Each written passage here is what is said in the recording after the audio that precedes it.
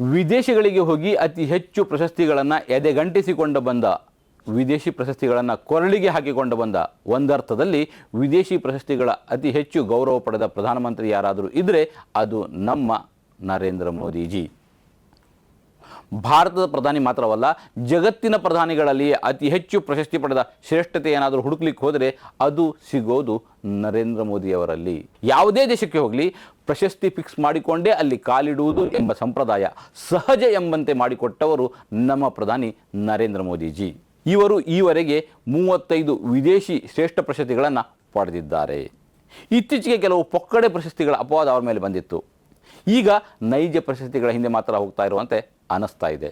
ಮೊನ್ನೆ ಇಂಡೋನೇಷ್ಯಾದ ಅತ್ಯುನ್ನತ ಪ್ರಶಸ್ತಿ ಬಿಂಟಾಂಗ್ ರಿಪಬ್ಲಿಕ್ ಇಂಡೋನೇಷ್ಯಾ ಆದಿಪೂರ್ಣ ಎಂಬ ಮೆಡಲನ್ನು ಪ್ರಧಾನಿ ನರೇಂದ್ರ ಮೋದಿಜಿ ಎದೆಗೆ ಅಂಟಿಸಿಕೊಂಡು ಬಂದಿದ್ದಾರೆ. ಯಾಕೆ ಇಷ್ಟು ಪ್ರಶಸ್ತಿಗಳ ಕಾತುರತೆ?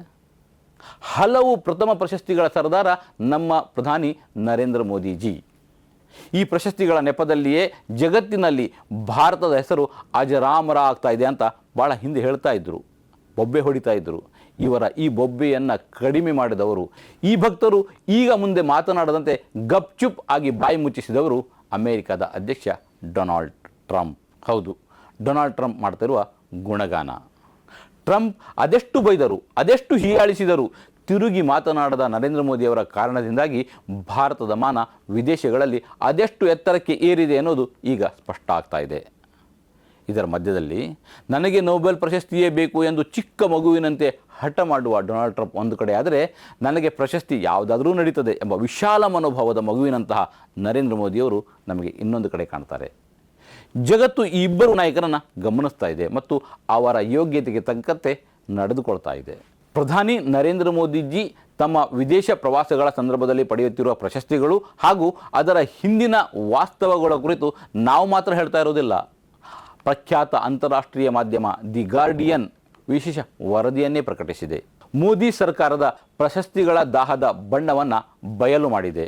ಇತ್ತೀಚೆಗೆ ಸೆಷಲ್ಸ್ ಪ್ರವಾಸದ ವೇಳೆ ಪ್ರಧಾನಿ ನರೇಂದ್ರ ಮೋದಿಯವರಿಗೆ ನೀಡಲಾದ ಪ್ರಶಸ್ತಿಯೊಂದರ ಸುತ್ತ ಎದ್ದಿರುವ ಹಲವು ಅನುಮಾನಗಳು ಮೋದಿಯವರ ವರ್ಚಸ್ಸು ಹೆಚ್ಚಿಸುವ ತಂತ್ರಗಾರಿಕೆಯ ಹುಳುಕನ್ನು ಎಳೆಯಾಗಿ ಬಿಚ್ಚಿಟ್ಟಿದೆ. ಕಳೆದ ವಾರ ಪ್ರಧಾನಿ ನರೇಂದ್ರ ಮೋದಿಯವರು ಸೆಷಲ್ಸ್ಗೆ ಭೇಟಿ ಕೊಟ್ಟಾಗ ಆ ದೇಶದ ಅಧ್ಯಕ್ಷ ಪ್ಯಾಟ್ರಿಕ್ ಹರ್ಮನಿ ಟ್ರೋಫಿ ಮತ್ತು ಪ್ರಮಾಣಪತ್ರ ಒಳಗೊಂಡ guardian of the blue horizon ಎಂಬ ಪ್ರಶಸ್ತಿಯನ್ನು ಮೋದಿಜಿಯವರಿಗೆ ಪ್ರದಾನ ಮಾಡಿದರು. ಅಂದರೆ ಪ್ರಶಸ್ತಿಗೆ ನೀಡಲಾದ ಪ್ರಮಾಣಪತ್ರದಲ್ಲಿ ರಿಪಬ್ಲಿಕ್ ಮತ್ತು ಸೆಷಲ್ಸ್ ಪದಗಳ ಸ್ಪೆಲ್ಲಿಂಗ್ ತಪ್ಪಾಗಿ ಮುದ್ರಿಸುವಷ್ಟು ಅವಸರದಲ್ಲಿ ಈ ಪ್ರಶಸ್ತಿಯನ್ನು ಸೃಷ್ಟಿಸಲಾಗಿತ್ತು. ಮೋದಿಜಿ ಸೆಷಲ್ಸ್ಗೆ ಭೇಟಿ ನೀಡುವ ಕೇವಲ 3 ದಿನಗಳ ಹಿಂದೆಯಷ್ಟೇ ಈ ಪ್ರಶಸ್ತಿಯನ್ನು ಸೃಷ್ಟಿಸಲಾಗಿತ್ತು ಮತ್ತು ಅವರಿಗೆ ಕೊಡಲಾಗಿತ್ತು. ಈವರೆಗೆ ಮೋದಿಯೊಬ್ಬರೇ ಈ ಪ್ರಶಸ್ತಿ ಪಡೆದ ಏಕೈಕ ಪುರಸ್ಕೃತ ನಾಯಕ. ಈ ಪ್ರಶಸ್ತಿಯನ್ನು ಪಡೆದ ಏಕೈಕ ನಾಯಕ ಎನ್ನುವುದು ಈ ಪ್ರಶಸ್ತಿಯ ವಿಶ್ವಾಸಾರ್ಹತೆಯನ್ನೇ ಪ್ರಶ್ನಿಸುವಂತೆ ಮಾಡಿದೆ. ಇದಲ್ಲದೆ ಈ ಪ್ರಮಾಣ ಪತ್ರವನ್ನು ಕೃತಕ ಬುದ್ಧಿಮತ್ತೆ AI ತಂತ್ರಜ್ಞಾನ ಬಳಸಿ ಸೃಷ್ಟಿಸಲಾಗಿದೆ ಎಂಬ ಅಂಶವು ಮೋದಿಯವರಿಗೆ ನೀಡಲಾಗುತ್ತಿರುವ ಜಾಗತಿಕ ಗೌರವಗಳು ಎಷ್ಟರ ಮಟ್ಟಿಗೆ ನೈಜವಾಗಿವೆ ಎಂಬುದನ್ನು ಜಗಜ್ಜಾಹೀರು ಮಾಡಿವೆ. ಈ ವರದಿಯನ್ನು ಮಾಡಿದ್ದು ದಿ ಗಾರ್ಡಿಯನ್. ಈ ಎಡವಟ್ಟುಗಳು ಹೊರಬೀಳುತ್ತದಂತೆ ವಿರೋಧ ಪಕ್ಷವಾದ ಕಾಂಗ್ರೆಸ್ ತೀವ್ರ ವಾಗ್ದಾಳಿ ನಡೆಸಿದೆ. ಮೋದಿಯವರಿಗೆ ಯಾವುದೇ ಪ್ರಶಸ್ತಿ ನೀಡುವುದಾಗಿ ಹೇಳಿದರೂ ಓಡೋಡಿ ಬರುತ್ತಾರೆ. ಎಷ್ಟೊಂದು ಆತುರದಲ್ಲಿ ಪ್ರಶಸ್ತಿಗಳನ್ನು ನೀಡಿದ್ದಾರೆ ಎಂದರೆ ತಮ್ಮ ದೇಶದ ಅಧಿಕೃತ ಹೆಸರನ್ನೇ ತಪ್ಪಾಗಿ ಮುದ್ರಿಸಿದ್ದಾರೆ ಎಂದು ಕಾಂಗ್ರೆಸ್ ನಾಯಕಿ ಸುಪ್ರೀತಾ ಶ್ರೀನಟೆ ಲೇವಡಿ ಮಾಡಿದ್ದಾರೆ. ಪ್ರಧಾನಿ ನರೇಂದ್ರ ಮೋದಿಜಿ ತಮ್ಮ ಅಧಿಕಾರಾವಧಿಯಲ್ಲಿ ದೇಶ ವಿದೇಶಗಳಲ್ಲಿ ಇಂತಹ ಪ್ರಶಸ್ತಿಗಳನ್ನು ಗಿಟ್ಟಿಸಿಕೊಳ್ಳುವತ್ತ ವಿಶೇಷ ಒಲವು ತೋರಿದ್ದಾರೆ ಎಂಬುದು ಕೇವಲ ಟೀಕೆಯಷ್ಟೇ ಅಂತ ನಿಮಗೆ ಅನ್ನಿಸ್ತಾ ಇದೆಯಾ? ಇದಕ್ಕೆ ನಿದರ್ಶನವಾಗಿ ಗಾರ್ಡಿಯನ್ ವರದಿಯು ಇಸ್ರೇಲ್ ಸಂಸತ್ತು ದಿಢೀರನ್ನೇ ಸೃಷ್ಟಿಸಿದ ಮೆಡಲ್ ಆಫ್ ದಿ ಸನ್ಸೆಟ್ ಪ್ರಶಸ್ತಿಯನ್ನು ಉಲ್ಲೇಖಿಸಿದೆ. 2019ರಲ್ಲಿ ಮೋದಿಯವರಿಗೆ ನೀಡಲಾಗಿದ್ದ ಫಿಲಿಪ್ ಕೊಟ್ಲರ್ ಪ್ರೆಸಿಡೆನ್ಷಿಯಲ್ ಪ್ರಶಸ್ತಿ ಈವರೆಗೆ ಬೇರೆ ಯಾರಿಗೂ ಒಲಿದಿಲ್ಲ.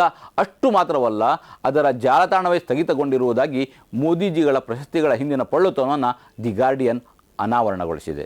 ಮೋದಿಯವರ ಜೀವನ ಚರಿತ್ರೆ ಬರೆದಿರುವ ಲೇಖಕ ನಿರಂಜನ್ ಮುಖೋಪಾಧ್ಯಾಯ ಅವರ ಪ್ರಕಾರ ಜಾಗತಿಕ ಮಟ್ಟದಲ್ಲಿ ಪ್ರಶಸ್ತಿಗಳನ್ನು ಪಡೆಯುವ ಈ ಪ್ರಯತ್ನವು ಮೋದಿಯವರ ವ್ಯಕ್ತಿತ್ವ ಆಧಾರಿತ ರಾಜಕಾರಣದ ಹಾಗೂ ಸ್ವಯಂ ಪ್ರಚಾರದ ಲಕ್ಷಣ ಆಗಿದೆ ಅಂತ ಹೇಳಿದ್ದಾರೆ.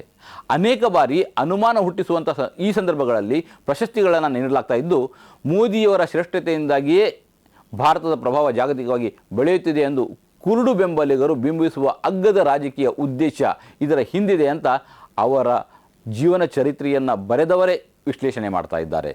ಮೋದಿಗಾಗಿಯೇ ಸೃಷ್ಟಿಸಿದ ಪ್ರಶಸ್ತಿಗಳ ಪಟ್ಟಿಯಲ್ಲಿ ಫಿಲಿಪ್ ಕೊಟ್ಲರ್ ಪ್ರೆಸಿಡೆನ್ಷಿಯಲ್ ಪ್ರಶಸ್ತಿ ಕೂಡ ಒಂದು. 2019ರಲ್ಲಿ ವಿಶ್ವ ಮಾರ್ಕೆಟಿಂಗ್ ಶೃಂಗಸಭೆಯು ಈ ಪ್ರಶಸ್ತಿಯನ್ನು ಮೊದಲ ಬಾರಿಗೆ ಪರಿಚಯಿಸಿತು ಮತ್ತು ಇದರ ಮೊದಲ ಜಾಗತಿಕ ಸ್ವೀಕೃತಿದಾರ ಪ್ರಧಾನಿ ನರೇಂದ್ರ ಮೋದಿಜಿ. ಹೌದು, ಪ್ರಧಾನಿ ನರೇಂದ್ರ ಮೋದಿಜಿ ಜಾಗತಿಕ ಮಟ್ಟದಲ್ಲಿ ಅನೇಕ ದೇಶಗಳ ಅತ್ಯುನ್ನತ ನಾಗರಿಕ ಗೌರವಗಳನ್ನು ಪಡೆದು ಇತಿಹಾಸ ನಿರ್ಮಿಸಿದ್ದಾರೆ. ತಾಂತ್ರಿಕವಾಗಿ ಯಾವುದೇ ದೇಶ ಅಥವಾ ಸಂಸ್ಥೆಯು ಮುಂದೆಂದೂ ಯಾರಿಗೂ ನೀಡುವುದಿಲ್ಲ ಎಂಬ ನಿಯಮದೊಂದಿಗೆ ಪ್ರಶಸ್ತಿಯನ್ನು ಸ್ಥಾಪಿಸುವುದಿಲ್ಲ. ಆದರೆ ಮೋದಿಜಿಯವರು ಒಬ್ಬರೇ ಒಂದು ಸಲಕ್ಕೆ ಇನ್ಯಾರೂ ಪಡೆಯದ ಪ್ರಶಸ್ತಿಗಳನ್ನು ಪಡೆದ ಮೊದಲ ಭಾರತೀಯ ಎಂಬ ಹೆಗ್ಗಳಿಕೆಗೆ ಪಾತ್ರರಾಗಿದ್ದಾರೆ. ಹಾಗೂ ಹಲವು ಪ್ರಶಸ್ತಿಗಳನ್ನು ಅತ್ಯಂತ ಅಪರೂಪದ ಸಂದರ್ಭದಲ್ಲಿ ಅವರಿಗೆ ಮಾತ್ರ ನೀಡಲಾಗ್ತಾ ಇದೆ. ವೀಕ್ಷಕರೇ, ಮೋದಿಜಿಯವರ ಪ್ರಶಸ್ತಿಯ ವಿಷಯದಲ್ಲಿ ನಿಮ್ಮದು ಅಭಿಪ್ರಾಯಗಳನ್ನಿರಬಹುದು, ಬರೆದು ತಿಳಿಸಿ. ಧನ್ಯವಾದಗಳು.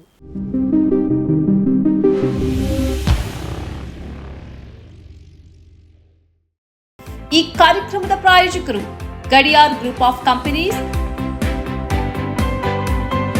Specialised in piling and shoring, engineering consultancy, fire fighting, steel structures, real estate. Office SIT tower, silicon OSS, Dubai, UAE.